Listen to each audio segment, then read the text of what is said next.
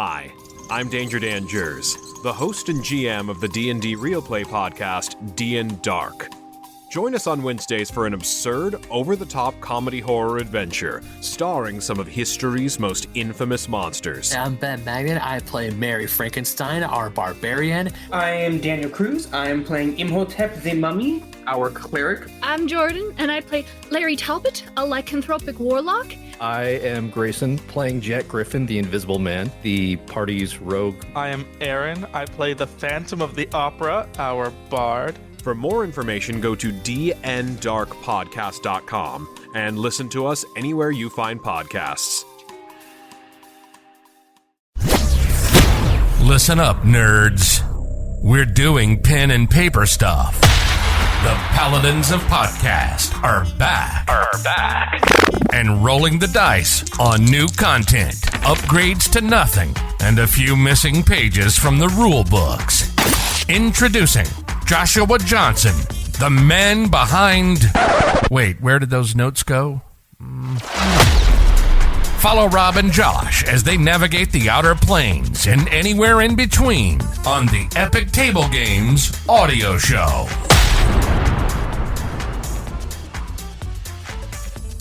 What's up, everybody? Welcome back to another episode of the Epic Table Games audio show. Today is a very special episode because we are at GenCon over the 4 best days in gaming. Now, normally we would have the Paladin of Podcast, Rob and Josh. As you know, I'm Rob, but Josh was unable to make it out to GenCon. So we have Mike Reynolds, who is just recently onboarded into a special content creator position for Epic Table Games. Hey, Mike, how are you doing? Doing great, Rob. How about you? Not too bad. I am a little exhausted, as I know you are. We've been walking around the Indianapolis Convention Center all day. Tell me, and I want you to tell our audience a little bit about yourself. Give us some details about how long you've been doing tabletop games, some of your experiences as both players and DMs, as dungeon mastering, and then we'll just sort of jump right into how we're dealing with Gen Con itself, what we've seen, and kind of play it by ear from there. Fair enough. So, I mean, I've been playing D&D for the last 20 plus years, DMing almost just as long. I've been in it so long now, playing it isn't even the love anymore, it's introducing new people to the hobby. I really appreciate that. I like the same thing. I think introducing people to the hobby is probably one of my favorite parts about playing tabletop games, especially when I get to show them new games I'm really excited about. Oh, certainly. Just being able to... It gives you the opportunity to experience it through a new set of eyes and a new perspective. Yeah. And allows you to reappreciate something that I've grown up in.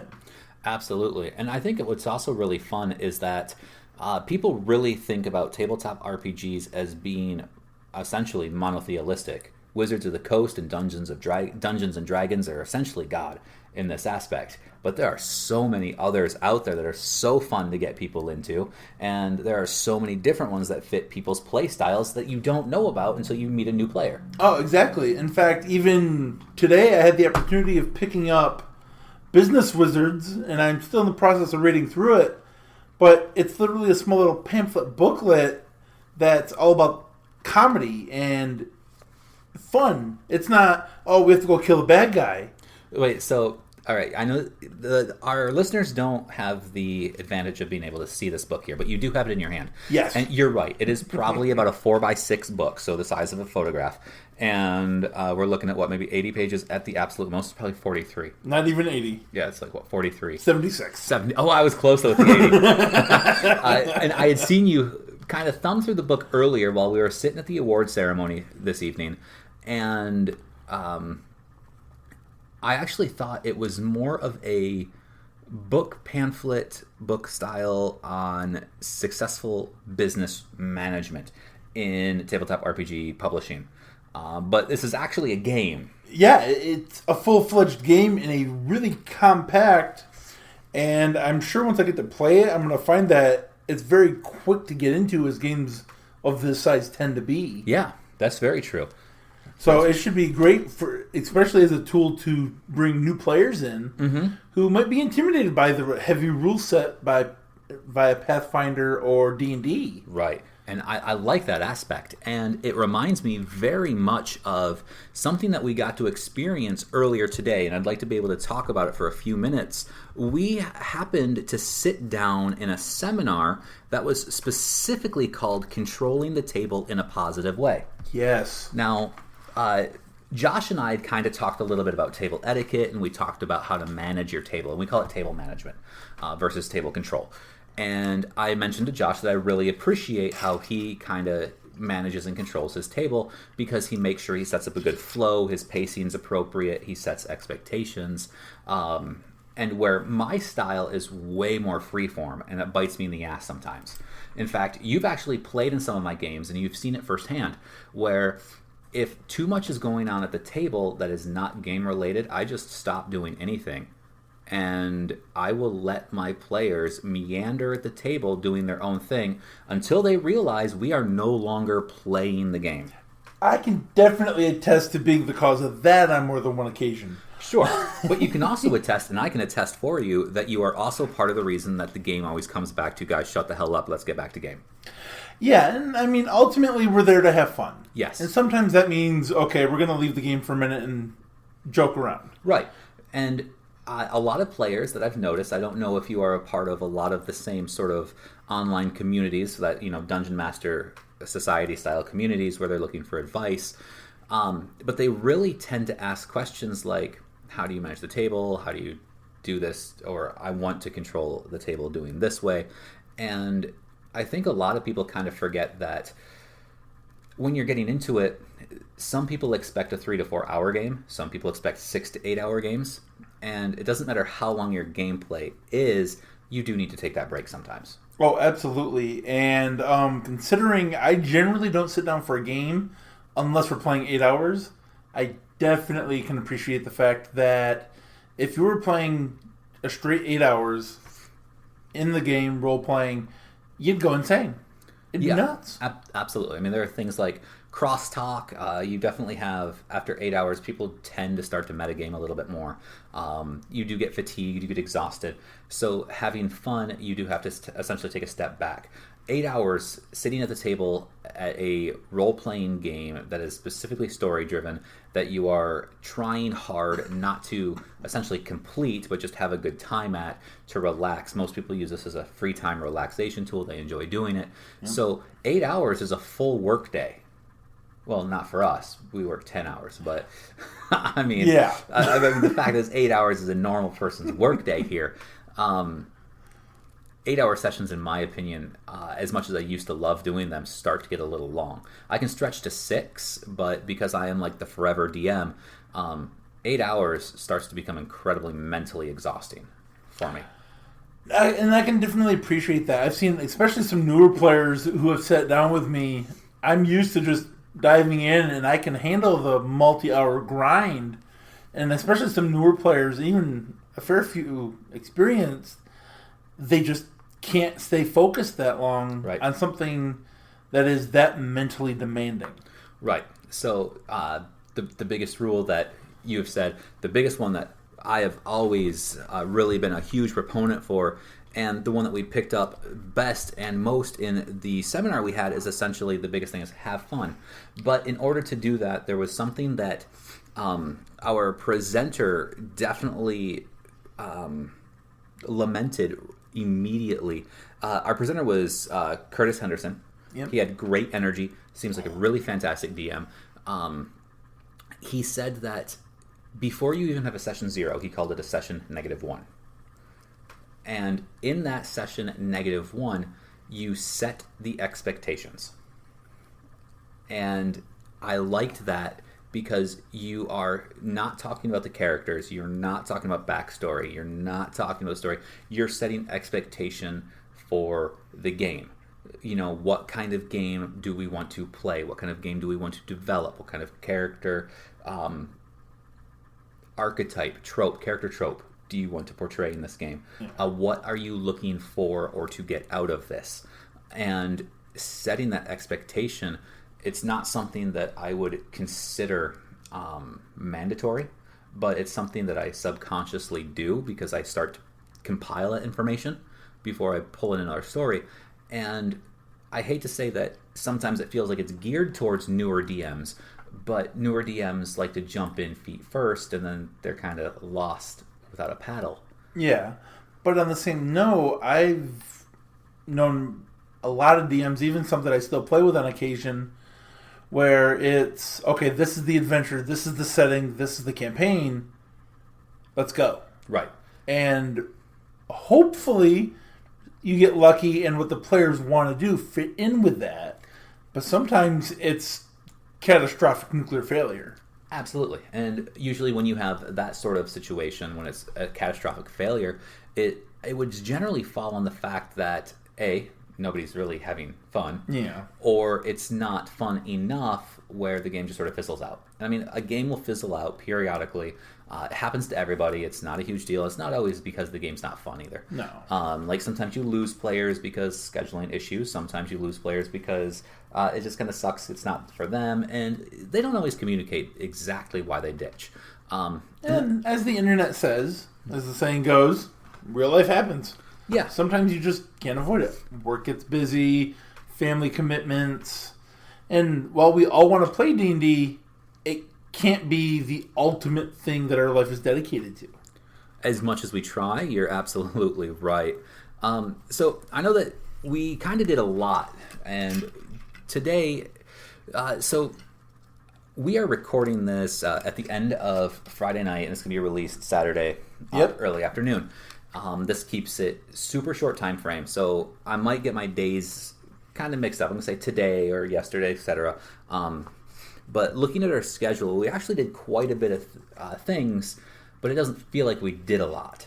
Yeah, I was actually surprised when we got back and I had time to think about it. I mean, we were busy the entire time. We had very little free time, but I don't know where all that time went.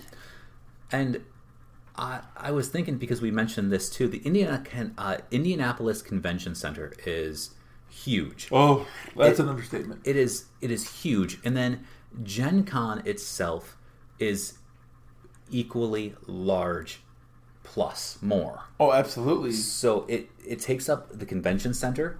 There are at least 4 hotels that are participating that are all connected via Skywalk. And there are events that happen essentially 24 hours a day for the 4 days here. Yeah. And that in itself is incredible. Usually average attendance is about 75,000 people, which is more than a medium-sized city for most examples. It's magnitudes larger than my hometown. Yes. So obviously lots of things to do. And what we decided was to schedule a heavy Friday, a lighter Saturday, and a very light Sunday.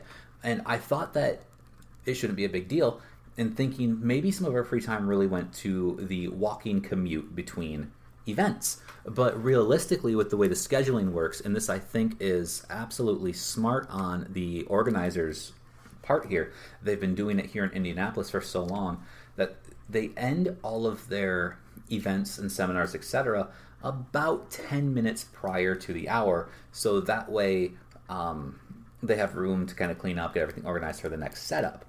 But it also allows about 10 minutes to essentially what we had to do earlier, walk from one hotel through a skywalk, across the entire convention center, through a skywalk, through a parking garage, through a skywalk into another hotel. Yeah.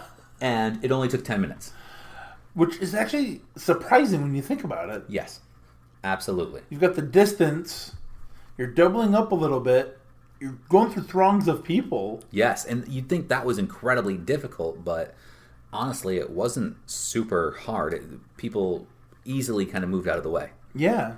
Now, to kind of put it in perspective a little bit here, we did, 4 or 5 seminars, 4 or 5 events. Yeah. These events ranged from an hour to 2 hours long. So we started everything at 9 a.m. and we ended after the award ceremony right about 10:30, 11. Yeah, sounds about right. Okay. So we're pushing about 14 hours. Oh, God.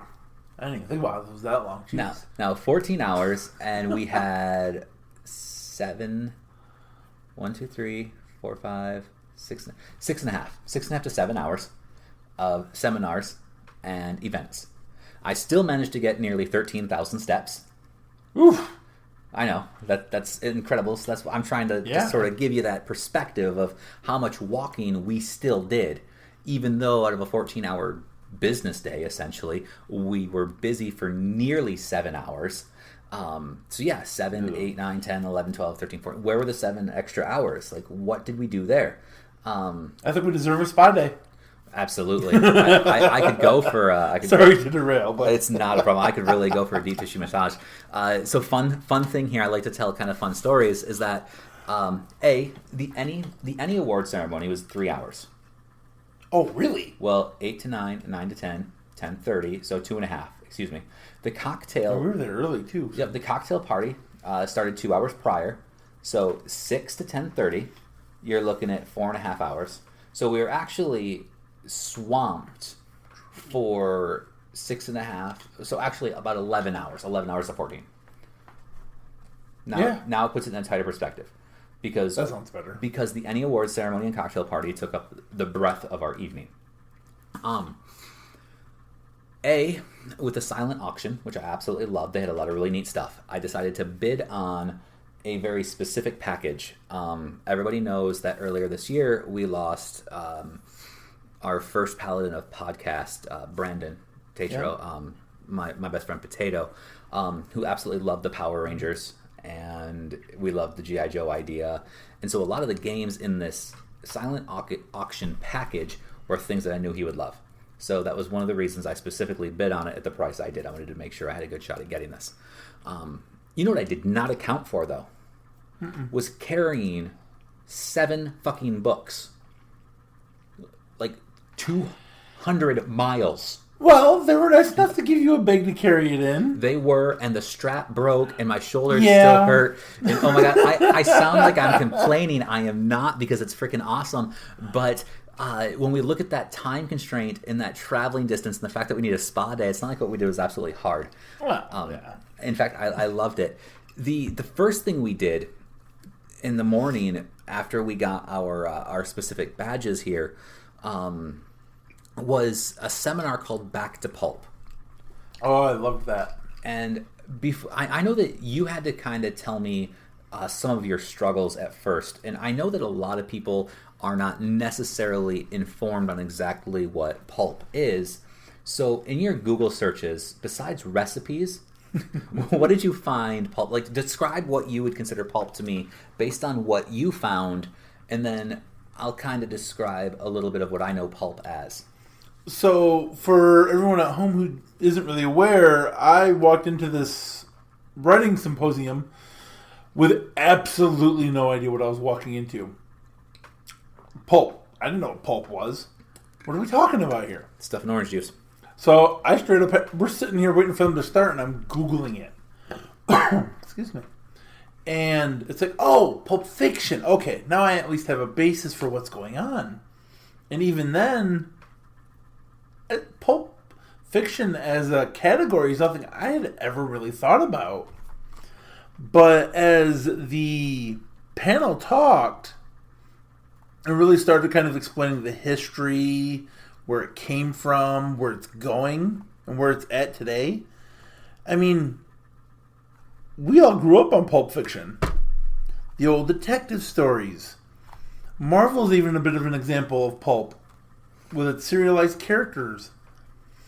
And it's more about the story and the character overcoming the challenges than the character just reacting to the environment. The environment reacts to him. Okay. And really thinking about it, I mean, I can tell you in the next couple weeks, I'm going to be researching Pulp Fiction. Not the Quentin Tarantino movie. No. The writing style. Okay. Okay. So this is fun because as you really have the opportunity to kind of, I'll say, crash course into definitely pulp stories, pulp novels, pulp writing. The genre, it got its name essentially from the pulpy material that it was printed on back in the early days of when their publishing really started. And this paper was absolutely horrible. It was cheap. It was easily destroyed. It was like water soluble, essentially. Water would damage it. Books would get ruined. They would I believe it was like an acetic type of paper. Yes. So pulp really came down to the fact that it was cheap to make. And a lot of people looked at pulp like it was a working man's novel. And I say that because they were portrayed as quickly written, poorly written, written just for the money, and the only people who really read them were quote unquote less sophisticated individuals. But that wasn't the case. In fact, a lot of times they had wonderful stories and wonderfully deep characters, but when you generally are introduced to your characters, they don't start off with character building. They don't start off with character depth. They really say, this is the character he is or she is, this is who you're getting, and they're generally developed from the start, and you slowly find out about these characters more and more as the story progresses and spreads over serials. Yes. So that's one of the things that was a really big definition of the pulp, is a serialization of certain characters, which is why when you say Marvel works, it's true. A lot of the characters are very serialized. They start off very adapted, and then you slowly figure out more until different writers come in. Not saying that Marvel is perfectly pulp, but it definitely has a lot of flavor. And then one thing I like to say, and I didn't realize until after we did our pulp seminar, is that characters like Indiana Jones, I like to use Indiana Jones because he's 80s, but he's very pulp. Yep. I mean, you know exactly who he is. You find out more about him as the story goes on. It's a serialized novelization. It's perfect to look at in that aspect. But you can even go back farther and look at Dick Tracy. He was pulp all the way. But he's also noir, and noir is a very interesting style, and yet Dick Tracy is also considered hard-boiled, and, we got all these definite genres that characters fit into that I like to look at. But what I really liked about this particular event that we did through the Writers' Symposium was that I like the pulp writing style. I did not realize what I like most about writing styles is considered pulp. I agree completely. So I didn't realize that, I really love Jim Butcher's Dresden Files. I love Harry Dresden. It's very hard-boiled. It's very much a pulp style writing. It's very much a pulp novel. It follows all the same rules that were laid out for us earlier today. It's a modern novel. In the series, I think is freaking fantastic. In fact, I think Jim Butcher gets into a perfect flow for the character by like book 4. So I mean, we take 4 entire novels to really find the character's groove, and you watch him develop over the next 6 or 7 novels, and it's fantastic. I like that. But that developed, fast-paced character is kind of where I like to start fiction, and our audience is probably like, well, damn, why are we talking about fiction books right now? How is this really gonna flip and turn the table? It's because when I look at the idea, and this is the reason I wanted to bring you into this, because eventually we want to get into publishing, we want to create content for not just other games, but we want to create non-game specific material and produce our own material for our own games, etc. So writing styles have to be important. Yes, very. And I think a lot of games really get bogged down on the mechanics. So they actually end up stripping too much writing out of it, whereas other games strip too much mechanics out of it and don't put the right writing in it in a hope to streamline the game like popular publishers are currently doing. So I thought the pulp aspect was really cool. Yes, absolutely. You mentioned, I don't remember what it was, but there were some things about this particular seminar that you really enjoyed. Yeah, so I mean, by and large, it was a massive learning experience, and I'm so glad that we wound up going to that event. I can't even imagine. And to really think about it, when you look at Pulp, some of the key components is it's very fast moving, it's very quick, and it's about the character overcoming the obstacles, and at the same time, the writer isn't taking 4 or 5 pages to tell you, hey, this is who the character is. Right. He puts the character in events and puts him through trials, and through those you learn, okay, this is who the character is, this is what he stands for, this are his goals, this is where he's from. Right. And one thing I'm going to try to interject here that I liked is that when they were mentioning that the panel consisted of 5, 6 people. No, 3 writers, an academic, and a moderator. 1, 2, 3, 4. So, okay, did I say 5 writers? 4 panelists and a moderator. Yeah. Okay, so one thing that they really noted, and I also enjoyed, is that the idea is that the authors already have a developed character in their head. Yes. But we do not get to see that character's full development until later. I liked that because when both writers for fiction novels or games kind of develop their characters, I mentioned this in a previous episode just recently with Josh, is that my NPCs I overdevelop. I either overdevelop them because my players expect it, because they've asked so many details, I just expect to have to do it, or I do it because I just really enjoy doing it. And I enjoy giving my important NPCs way complicated backstories. Like, I know everything about them, just in case somebody asks. Oh, we've all been there. Well, so I develop these characters, and my players don't know anything about these characters right away. Like, they know what they have to know upon the initial meeting, and then, is this character going to get in the way, or is he going to be of assistance? I know all of that. That character is developed way longer before you know. And you guys slowly have to peel back the layers over an extended period of time. And that is exactly the Pulp ideal that they talked about. Yeah. Honestly, I don't know if it's a good example, but I almost wonder if I kind of, in some way, play my characters in a bit of a Pulp fashion. Only because at the start of games, even though most DMs like it, I don't know who my character is yet. Mm-hmm. It's not, oh, here's this 3-page backstory, here's his goals. It's, okay, this is my character, I wrote them up, this is what I got. Over the next 4 or 5 sessions, let's figure out who he is. How's he play out? See, that's fair. I like that. I like the other way, too. I like getting a 14-page backstory. Backstories are important, and yes, people should be doing backstories at least to some degree, so you can guide your character.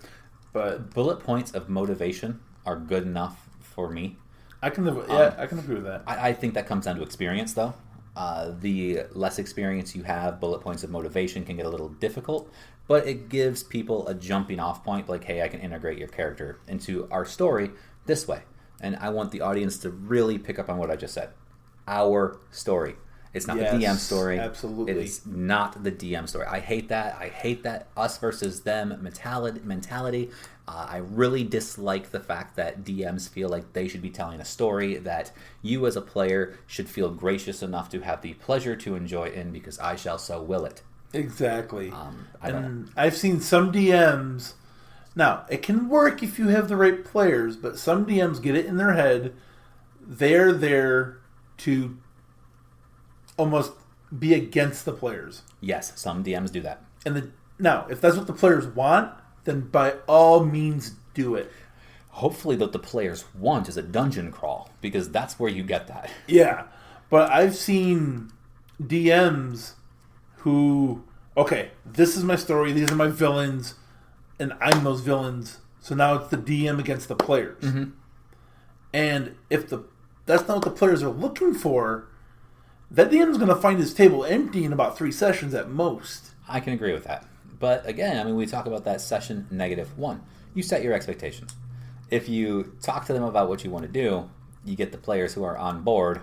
True. You don't have to have that issue. So again, if you don't set that expectation, you don't really have the ground to stand on if you're not getting the results you want. Yeah. Now, one thing I will say is I tell all my players at some point that I tell them two things. A, you have as much fun as you want to. Like, the game is only as fun as you invest time to make it fun for yourself. My job is to simply react to your actions. I am the reaction to your actions. Do something, consequences. Simple enough. You guys are just playing around in my world. It's your story. That's how we develop a story. So you're the one who's helping me tell it. It's only as fun as you invest time into.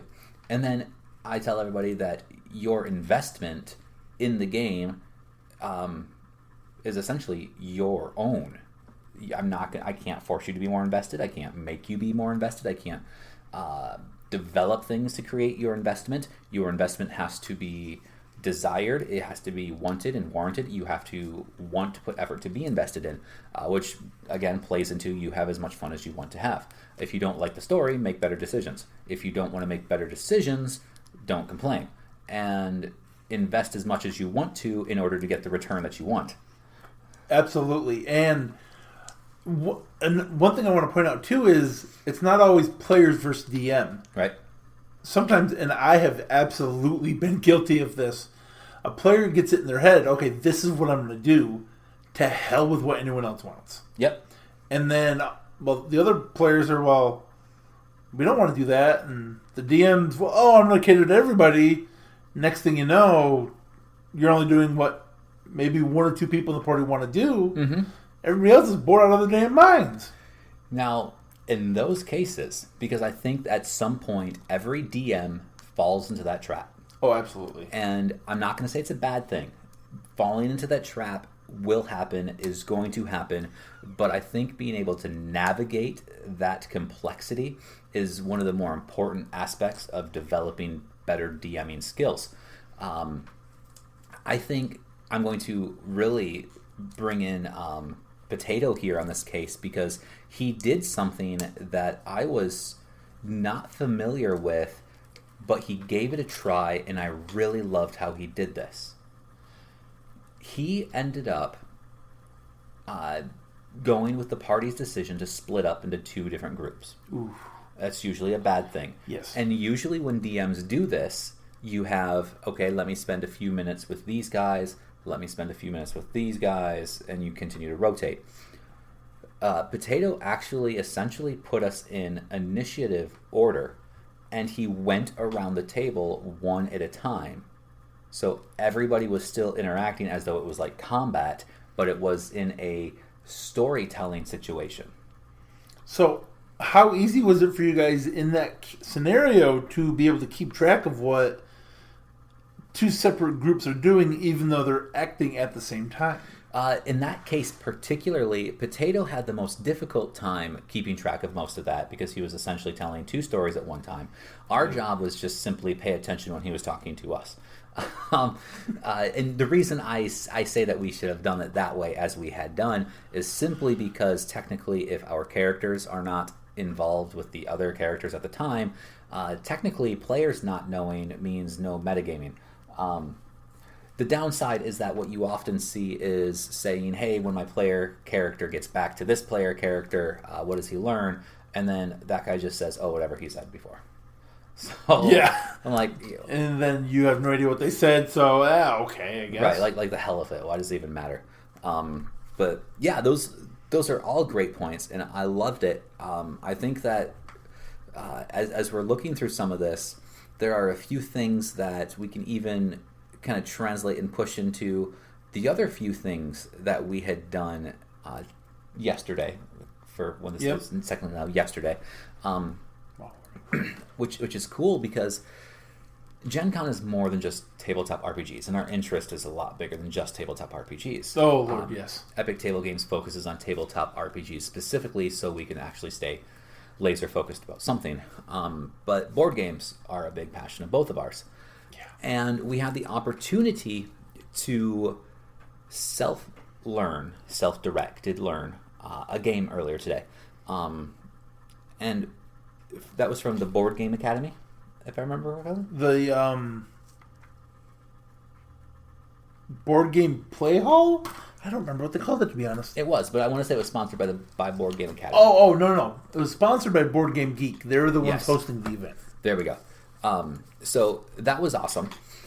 Their selection was massive. Like, if it was a private collection, you would say, holy shit, this is massive. But the game we ended up trying was Little Red Riding Hood versus Beowulf in the Unmatched series, which, let me pull up the exact information here I got in my notes because I thought this was awesome. On the Unmatched series, which is a miniature dueling game by Restoration Games and Mondo Games. Now, we played all the way through one game before we ran out of time to really develop and jump into another game. And that was, our scheduling issue, because we could have essentially purchased tickets for more time. Yep. But we had other things going on, so we didn't do that. We wanted to find a game. This was about 20 minutes long to learn. 20 minutes to play. Learning took a little over an hour and a half. Yeah. But it wasn't bad. No, not really. I'm going to actually have a full review of the game up on epictablegames.com, hopefully by the end of the weekend. I got to get everything put up there. But the game mechanics that we learned didn't really pull from what felt like a tabletop RPG. Oh, absolutely not. We didn't have any of that. But the idea seemed to bridge a gap between tabletop game and video game. It did feel very linear, especially as I look back on it. And with the characters in particular, Beowulf was melee. Red Riding Hood was melee. Yep. Both of us had a sidekick, sidekick, not henchman. So sidekick. My sidekick was melee, and your character's sidekick was ranged. Yes. From my perspective, it seemed really set up from the start to favor Little Red Riding Hood and her sidekick. See, and I don't know. Unfortunately, in my opinion, I didn't play it enough to get an idea of balance. But I will definitely be buying this game. And after I get a few more games in, I'll know for sure if there's an imbalance one way or another. Yeah, I can agree with that. And the Unmatched series actually has a shit ton of games. Oh, really? Really. So the Red Riding Hood versus Beowulf is just one flavor. But I was looking sometime earlier in the day after we had done that. They have a lot of games in the Unmatched series that are really neat and interesting. And it does look like it's generally 1v1 and probably includes a sidekick of some means. Okay. That makes sense. So that was one game that we got to learn. I did not like the fact, and I understand why it had to be self-directed, but I didn't like the fact that it was self-directed. Only particularly because of time constraints. And I can appreciate that, even if we disagree on that part. But I do get what you're saying. Yeah, because I don't mind learning a game on my own. It's not a big deal. It's just the fact that we had such a time constraint that having somebody direct us with the finer points would have been perfect. It would have sped things up. That is definitely true. Right, and because of what we're trying to do, we're trying to gather as much information as possible to present to our audience. And that means that we have to collectively fill the funnel as fast as possible. That's fair. Very fair. But yeah, it wasn't bad. I liked the game. A full review later this weekend. But I also wanted to kind of use that to bridge into the fact that we had an opportunity to play test a game. Yes, and it was actually a really unique experience because it was a bit of a combat game, but it was flavored very heavily in football. And as anyone who knows me will happily attest to, I know nothing about football. I know there's a quarterback, and I know there's a kicker, and a football somewhere. All right. So check it out. The game that we had play tested is called Gridiron All-Stars. And the author of the game is Greg Kubley. Now, he's hoping to Kickstarter this around the 2023 Super Bowl. Yes. I want our audience to kind of pay attention to that. A, for two reasons. The nerd game space generally doesn't broach the athletic space. Very infrequently do they cross. There have been a few decent, but it's not widespread. Right, and when you say decent, I'm going to counter that with Pokemon Go was not a walking app. Well, no, but like, I would have to look it up to be sure, but I believe it came out in like the early 90s. There was actually an F1 car racing game that was a board game. Really? And again, not something I'm interested in, but it was actually quite fun to play. Took forever to set up.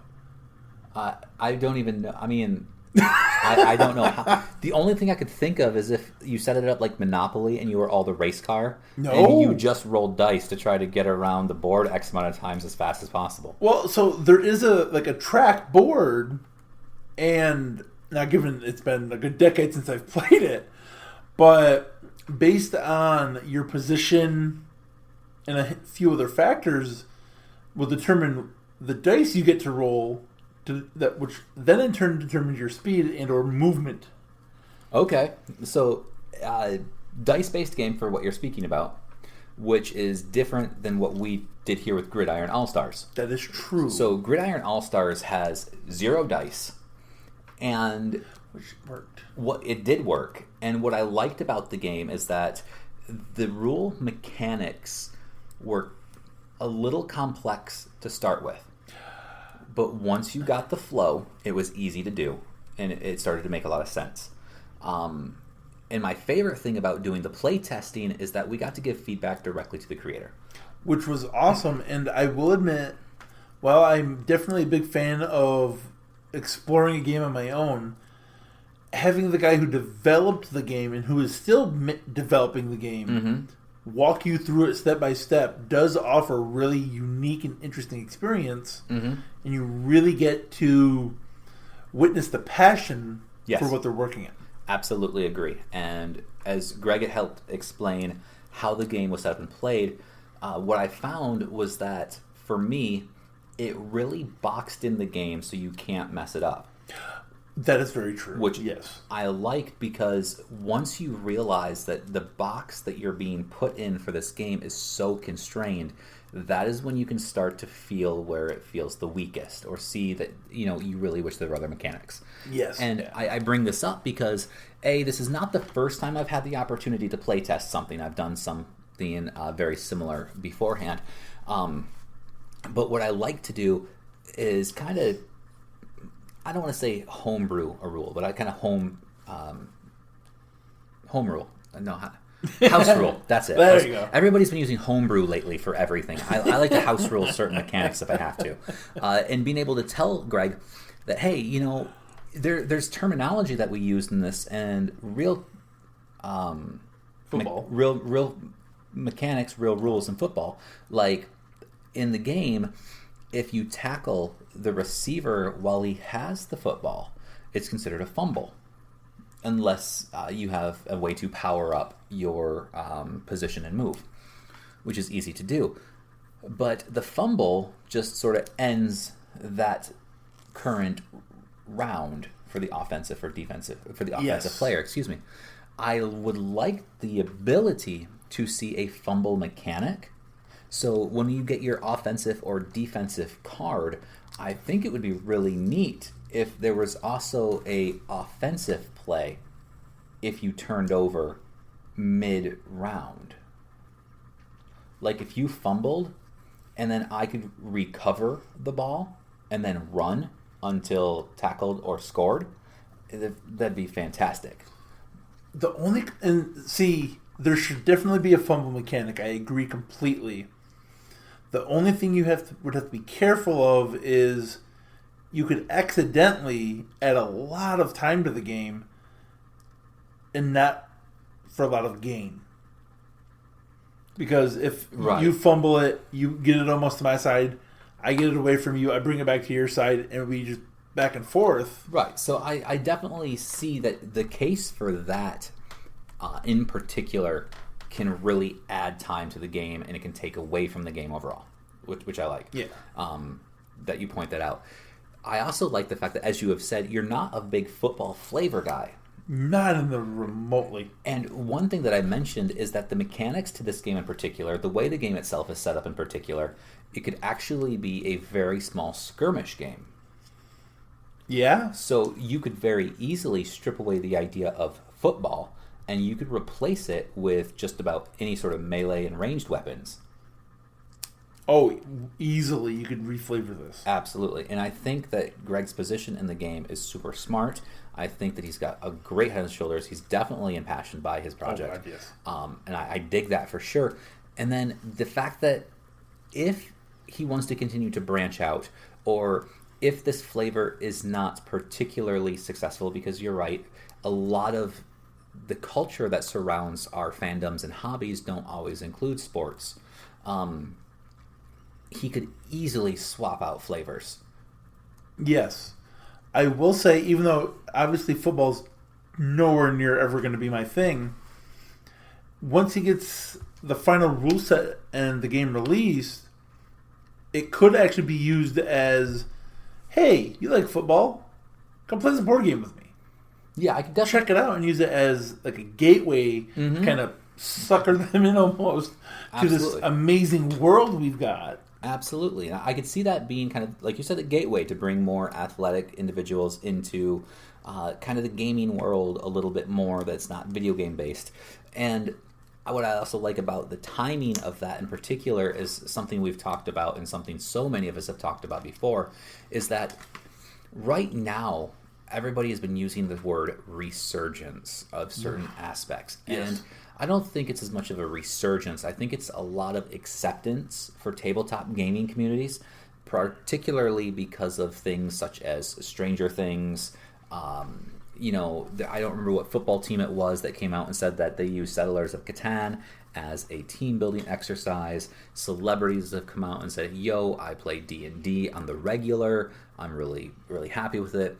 Matt Mercer in Critical Role got really big. So the idea here is that the entire nerd community blew up in a big way in mainstream media. And so we don't have to hide in the shadows anymore. We don't have to play in the basement. We can kind of be like, hey, I do this, I like it, and it's more accepted. So having all of that around may also help it be easier for individuals to kind of cross if they have that commonality. Gridiron All-Stars is a great way for fantasy football players and people who just enjoy football to get into gaming. Tabletop gaming, if they don't have an in already, they can play with other like-minded individuals, and then from there, it's kind of like the gateway drug. You start small, you build yourself up into more things, and then all of a sudden, you're playing in full costume in the middle of a forest, LARPing, and the regular nerds are laughing at you for being super nerds. Yep. So, that's just the way we roll. And I know that we're actually getting really tight on time here for our general episode length, and I think it's okay because, again, GenCon weekend, 4 day, the best 4 days in gaming. By the time the end of Friday rolled around, we were halfway through the weekend. We still have Saturday, Sunday to go. Yeah. But I think one of the biggest events that happened was the ENnie Award ceremony. And we've mentioned it a few times, but we haven't really talked about it. And you told me that usually award ceremonies like this generally bore you to sleep. Oh, to such a degree. But this one was different. It was. And I was actually rather surprised. I got sucked in. Most of the nominees for the different awards, out of all of them, I think I've heard of one. And that was the role-playing system. Okay. And yet I was still completely engrossed and almost found myself cheering for some of these different products that I had no idea. I didn't even know what they were on the screen. Some of them I was Googling as it came up. Right.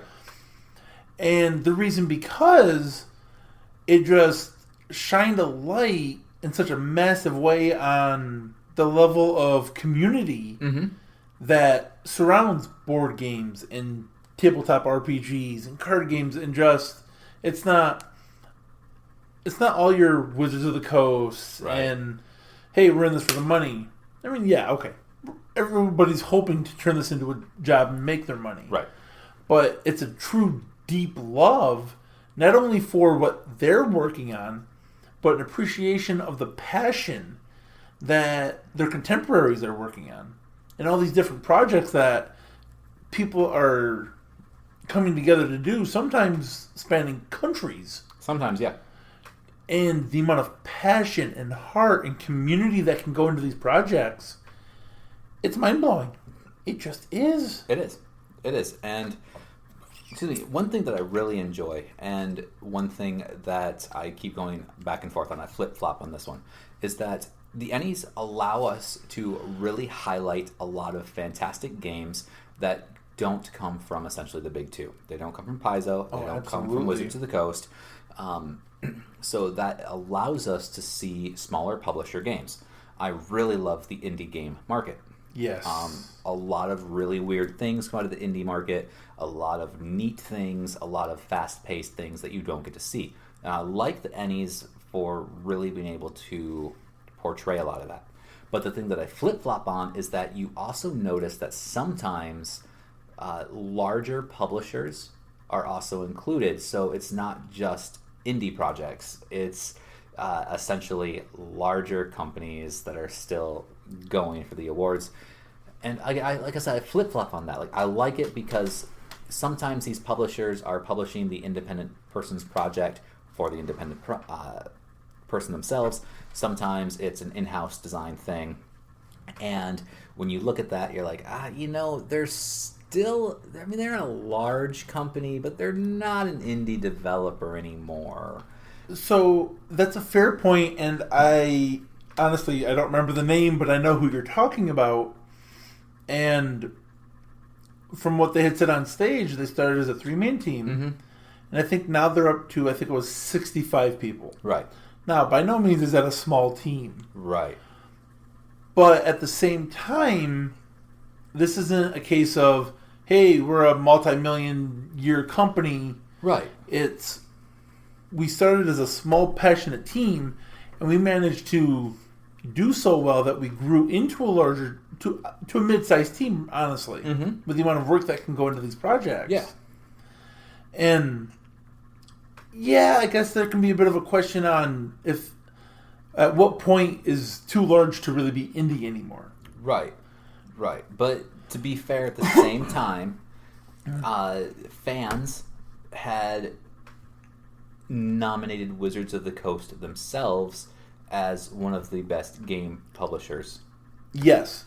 Now, obviously, we're not just restricted to independent publishers, and we're not just restricted to small developers. It is large enough to really create a playing field for everybody.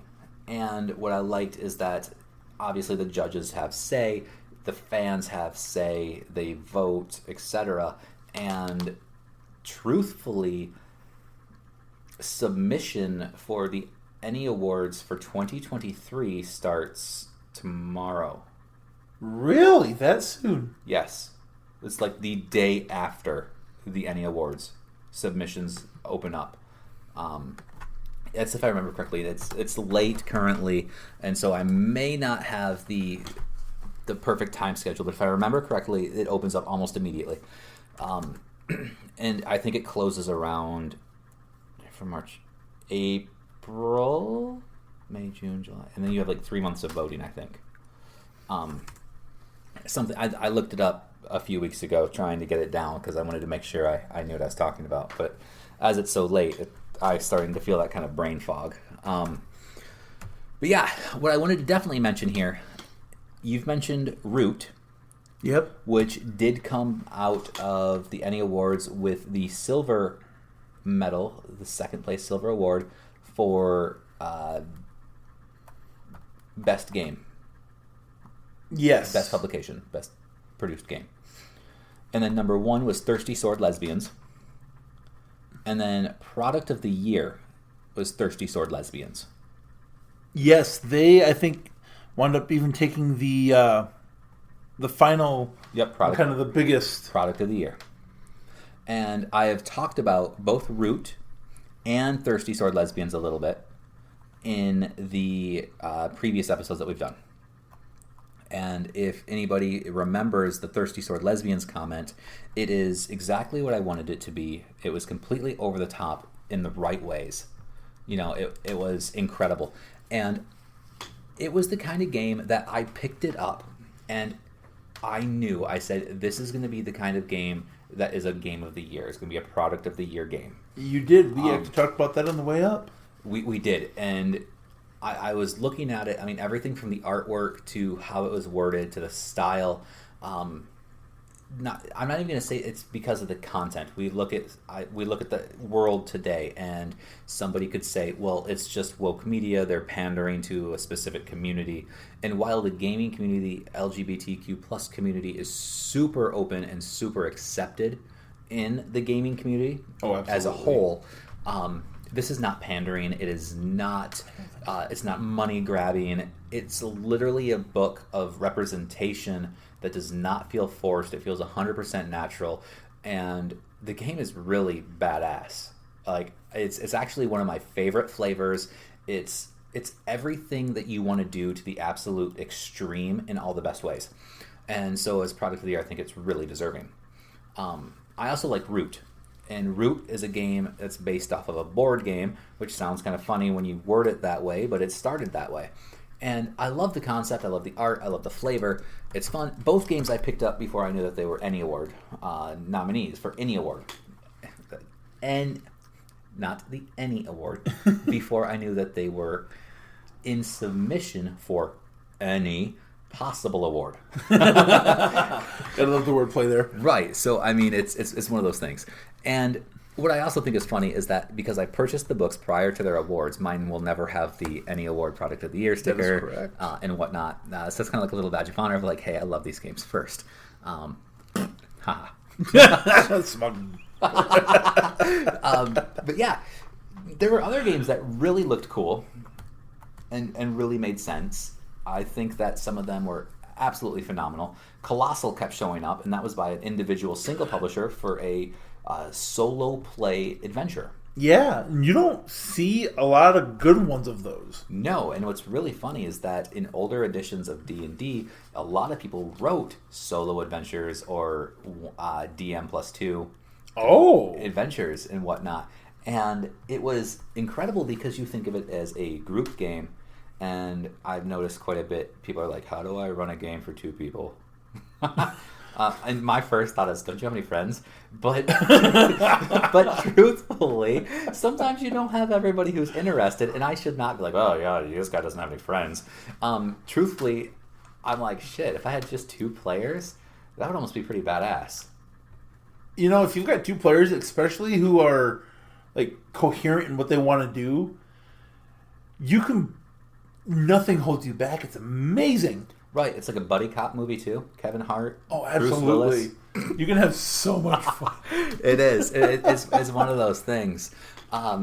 So let me see here. We're just pushing close to an hour on this episode, and it's getting late for us.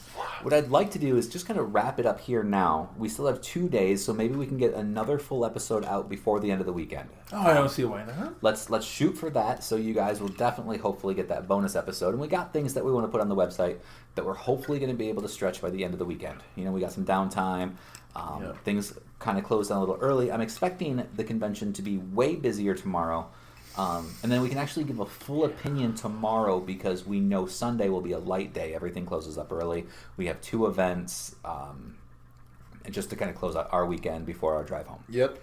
So, guys, thanks for checking it out. If you haven't made it to GenCon and you're doing what you can, I'd love to say find us, but we're keeping ourselves really low-key. So you're going to have to find a way to message us through Facebook or through the website at epictablegames.com. While you're there, check out our blog posts. We're going to try to get them up as soon as we can. And definitely make sure you like us on Facebook because that just happens to be the only social media that we really ever seem to use. And we're not good at it. So, I tried. All right, guys. We'll see you next time. And, have fun.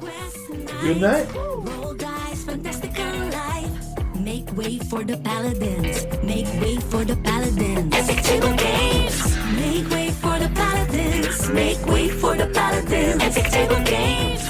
Thank you for listening to the Epic Table Games audio show with the Paladins of Podcasts, Rob and Josh.